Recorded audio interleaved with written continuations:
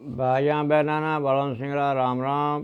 भाइयाँ, इन video रो मकसद सिर्फ ज्ञान और मनोरंजन करानो है। इन रो मकसद कोई ने भी कोई तरह रो ठेस पहुँचाने रो नहीं है। भाइयाँ, समझदार लोग कया करे कि जो समय ना बर्बाद करे, समय उड़ना ही बर्बाद कर दे। जो समय ना बर्बाद करे तो समय उड़ने ही बर्बाद कर देवे।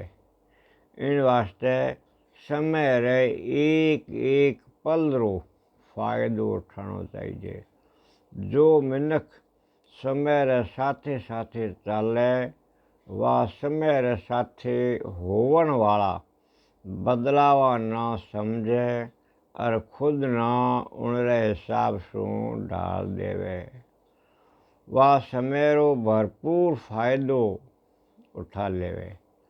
और जो हमेशा आज केवता रहे कि आ काम काले कराला, वह काले करने की आदत रा गुलाम बन जावे और खुद री जिंदगी बर्बाद कर लेवे। इन बाबत एक सुंदर बात कहोड़ी है कि समय रा मोल न समझे, समय रा मोल न समझे, खोटी रा पछताए, खोटी रा पछताव।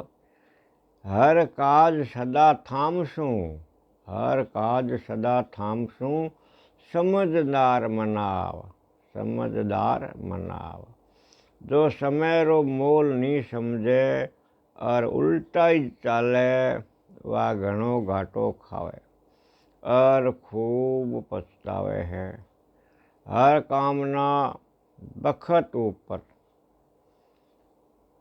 शुरू करना चाहिए और लगातार उन काम ऊपर पूरे मन और जोश से लाग्योड़ो रहना चाहिए। और बिन कामना पूरो करने बाद ही दम लेना चाहिए। जो मिनख समय ऊपर फैसलो ले और हर कामना पूरे मन से करतो रहे, उनना हर तरह रो फायदो मिले और हर आदमी उनने घना समझदार मिनखा मां गिणन लागे।